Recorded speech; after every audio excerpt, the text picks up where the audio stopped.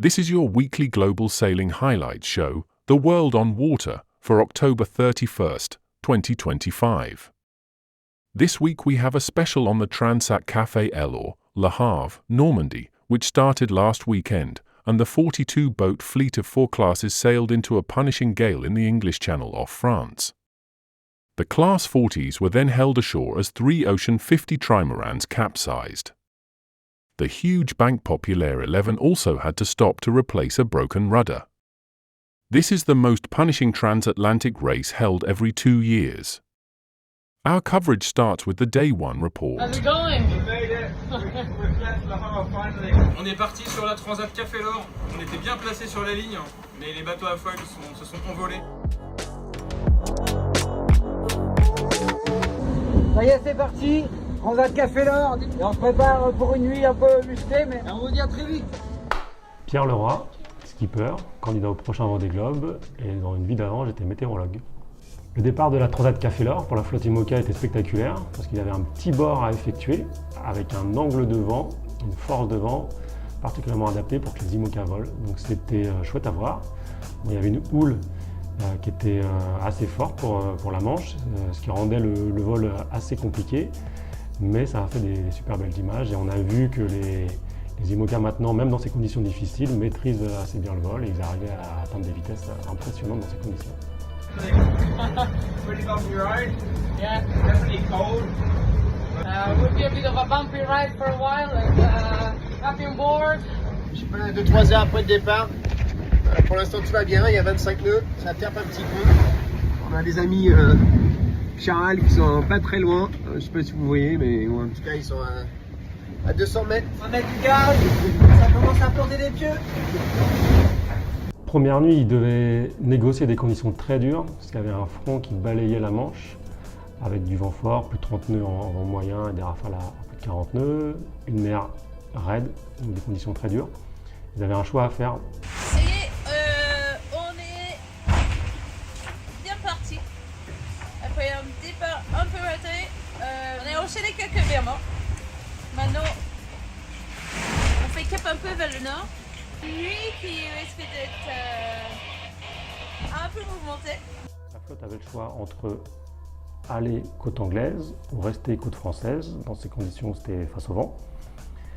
Et quasiment toute la flotte a fait le choix d'aller à côte anglaise, et notamment parce que ça permet de faire son virement de bord à l'intérieur d'une baie où les conditions de mer étaient un peu moins dures et de s'assurer qu'il n'y ait pas de problème de manœuvre.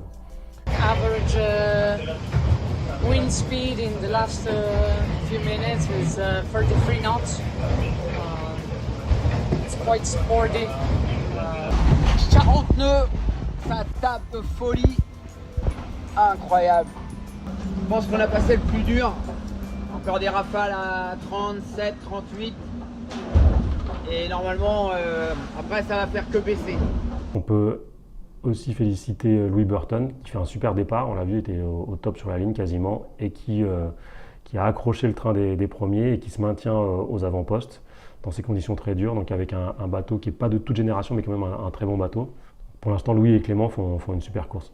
Et après, dans les IMOCA plus ancienne génération, à dérive, c'est intéressant de voir la trace de Fabrice Amédéo qui a fait un intermédiaire, c'est-à-dire qui est passé sous le DST des Casquets, qui fait une route plus courte. Et s'il arrive à se glisser au large de la pointe bretonne en un bord, en fait, il aura fait moins de route et il sera aux avant-postes avec les bateaux de Louis et de Nico.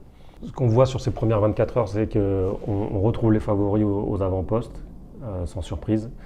Les gens qui ont des bons bateaux, qui sont des très bons marins, qui ont l'habitude de naviguer dans ces conditions dures. Voilà, tout. On est super contents d'avoir regardé à la Grande de Mapei, c'était une nuit magnifique. Parce qu'on adore faire ce sport, mais bon, des fois c'est un peu bizarre quand même, parce qu'on a quand même bien tapé toute la nuit. Le bateau il est magnifique quand même. Ouais, c'était assez tonique, ça a bien tapé là depuis le départ. C'est en train de s'améliorer tout doucement et on va vers du mieux. Voilà, et ouais, dernière terre là, Ouessant, avant certainement les Canaries. Bon, allez, Let's go!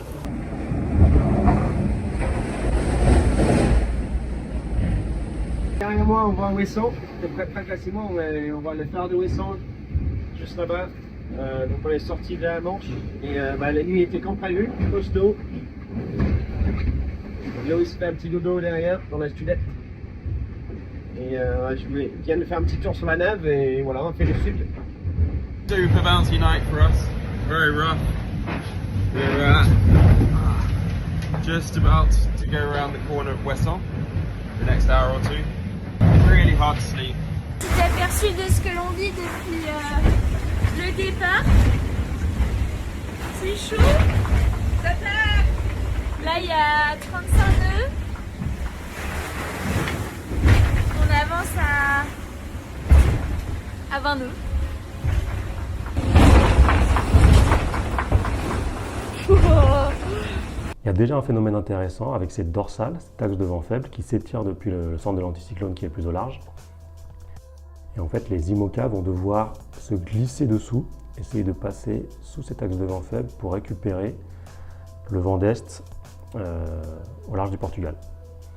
Et ça pourrait créer des écarts assez importants parce qu'en fait, dans les heures à venir, la journée, la soirée, la dorsale devient de plus en plus compliquée à passer.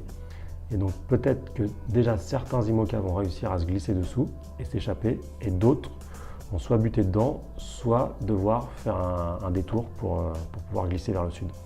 Donc les premiers qui ont réussi à se glisser sous la dorsale devraient pouvoir accélérer dans le vent portant sur le côté ouest de la dépression, alors que les IMOCA qui n'ont pas réussi à passer la dorsale et qui n'ont pas ces vents portants vont se faire attraper, si on veut, par le système dépressionnaire suivant et des vents qui sont dans une direction moins favorable, et donc ça va les rendre beaucoup plus lents.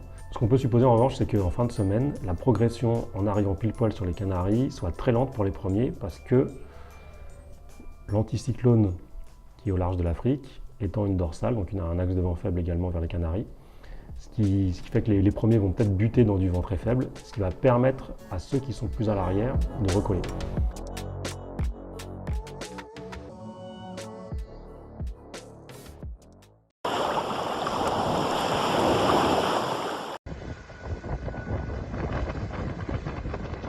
So, your sandwich.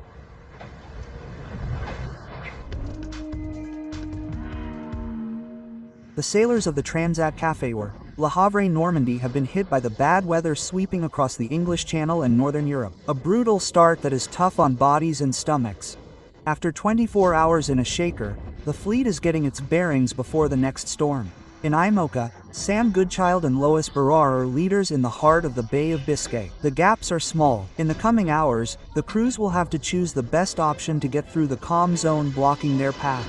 The Richamoro duo were surprised at the start by a metal buoy and spent the night in the port of Le Havre repairing a foil and a trigger before setting off again 22 hours late. The comeback will be complicated, but nothing is impossible. Start number 2 with another trigger and a foil. Here we go again, we're going to work hard.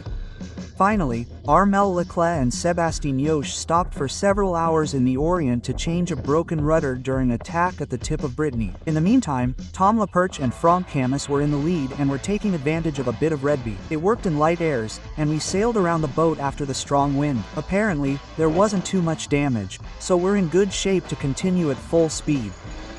In Ocean F, along the Iberian Peninsula, the Trimarans were grouped together. Pierre Quiroga and Gaston Morvant on the Weewise didn't let go of first place, pursued by Eden Red and Solider and Cloden. The Class 40s will finally make a stop at La Coruña due to the impending storm. They had to fight against the wind and the huge currents of the English Channel. After divergent options, the fleet regrouped as they passed the tip of Brittany. The northern option paid off. Corentin Lute and Axel Train crossed in the lead.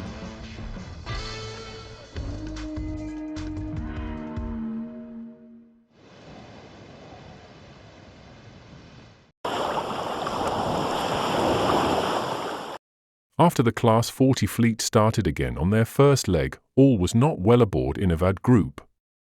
A broken halyard resulted in their huge sail crashing into the water. With only 2 crew on board to retrieve it, this was a back-breaking job. Mais voilà, c'est pas parce que notre suivant 2, on va le laisser à l'eau. Vu le nombre de mètres carrés qu'il y a, ce serait un désastre. Mais là, c'est pour nous que c'est un désastre. Je vais déjà.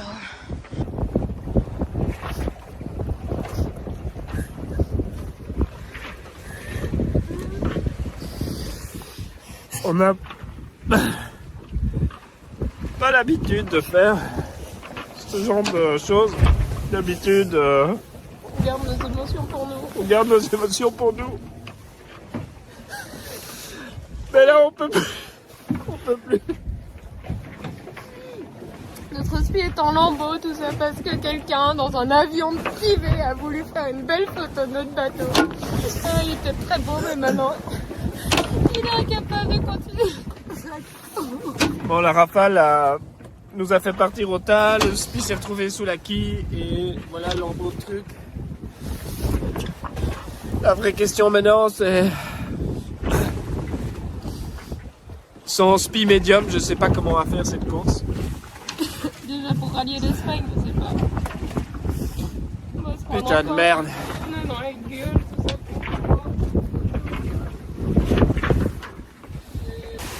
Je vais vous dire une bonne chose. La course au large, c'est dur.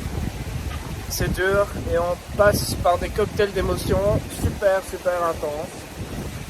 En 1 heure de temps, on passe de tout est perdu, je vais devoir plonger en dessous de la coque, à nous voilà à nouveau avec un autre spi à poste et en route.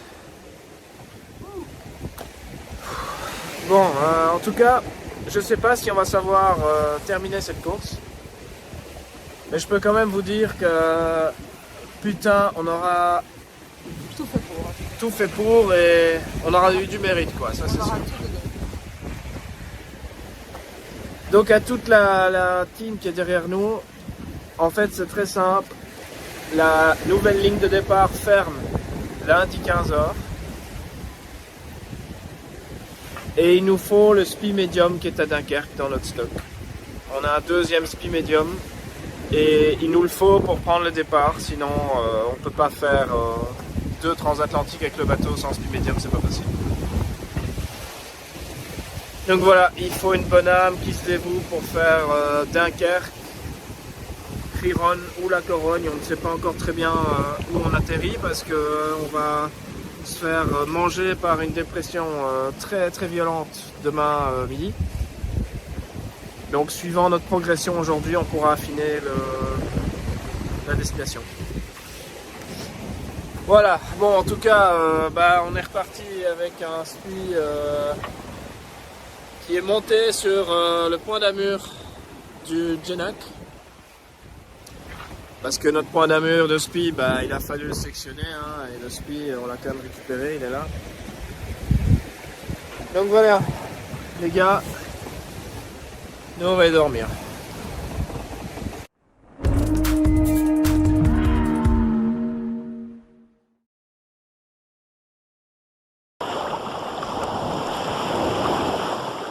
So, we're happy. No, we're in paradise.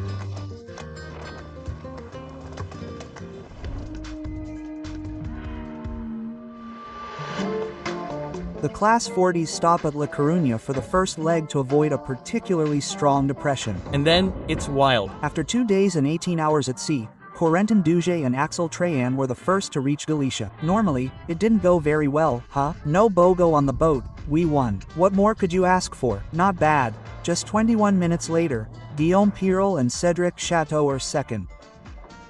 Third place for Akil Nabu and Gilda May with a 47-minute delay. Not a bad start, and I think nothing is decided and it will affect the 3,000 to 200,000 remaining to reach Martinique. The gaps are tiny. Race management should launch the second leg during the weekend. Warm up the Sangrila, we're coming. In the final round, SVR leads the race ahead of SA Bao. Happy with the trajectory, happy to be in the lead too. Let's hope it lasts. It's only the beginning of the race, but it was a difficult start. At very high speed, the giant Trimarans are already in the Canaries and are continuing their route south. Incredible and truly all-around class. Change of leader in the Ocean 50 for the first time since entering the Atlantic. Wise has had first place stolen from them by Red, which is enough to gently tease his direct rival. The Ferrari is running. At the back of the activated Alpine. Get ready. So my little darling, that's it, the Alpine is 100% repaired again. Anoka. Next waypoint in the Canaries. The descent continues. The trade winds, but they're not the trade winds.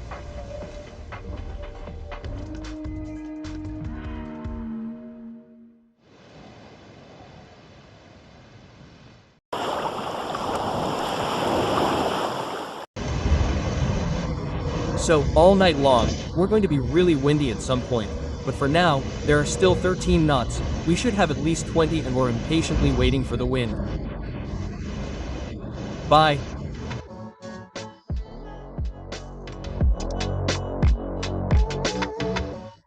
My name is Alan Robert. I'm English and I'm a skipper and navigator for the ultimates, the countdowns and the tricks.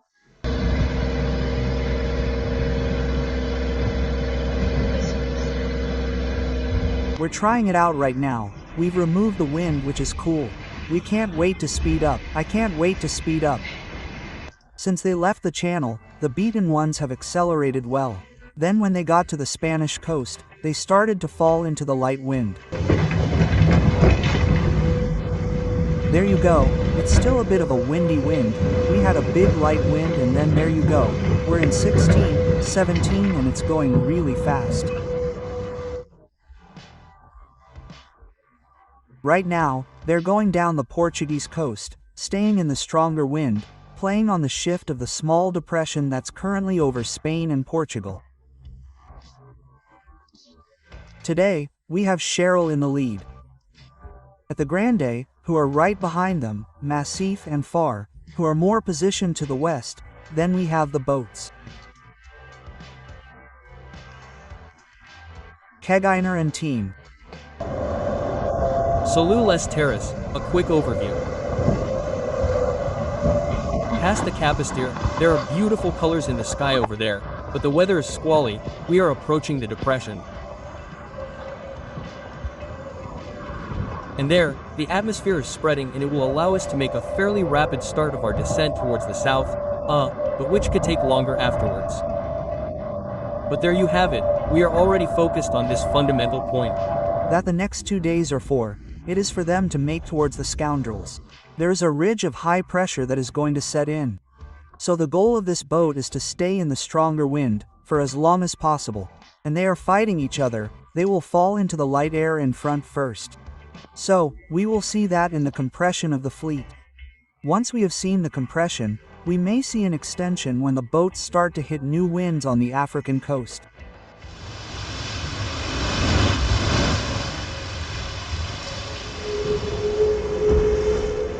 And then, once they have rounded the Canaries, they will have a big decision to make.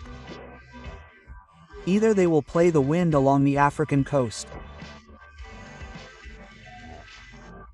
We can see that the winds are accelerating, which will take them towards and then stay very south to make ports in stronger winds because they cannot turn directly. They make a direct street because in the middle there is a large area of M.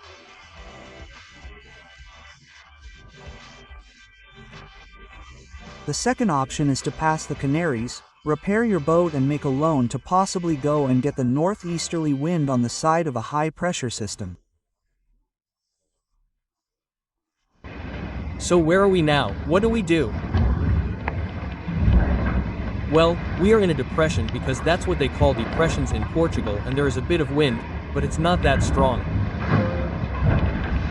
It's not that bad. We are heading down towards the Canaries. These are always the big questions for us when crossing the Atlantic. Often the questions are, do you take the northern option or do you take the southern option? The southern option can be considered to be the classic historical option. I think we'll see that each time someone will try something because I think the toughest decision will be for the first 3 boats because it's still a risk if you're the only boat to start and given how tight the fleet is, it's very compact, the boats are very close together. I think today the least risky option is to go south, but there are still quite a few boats that want to win and if they're not necessarily in the lead, they know that they're going very close and if they're not as good, maybe they'll try another option.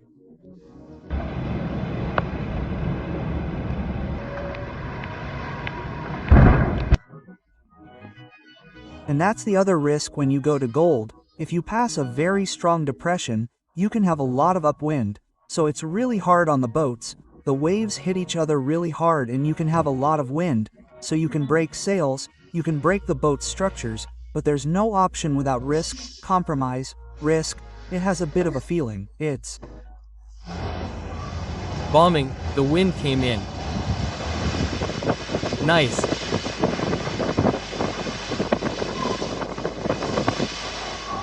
"24 sometimes, so." Not ready. As we saw, it was really hard after the start. They had taken a buoy, they broke the foil, they broke the trigger, and it's quite impressive. What did they do? They brought the boat in, the whole team worked all night. That means they changed the trigger, the foil, the really, and the bat started up again, and that's, without realizing it, it's extraordinary. They are able to cross the Gulf of Gas Corner, and there, well, as we can see right now, they are at 24 hours, so they're going very fast, hoping that they'll be able to break through the fleet a bit. We know that the fleet will slow down in the next lull.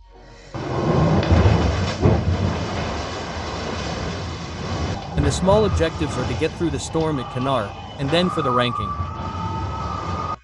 We can see that it's in the background that will let it pass in the next 24 hours. So it's in a depression here that's going to be quite violent with a wind at 35 with gusts of more like 50 with winds that can reach 4.4 meters.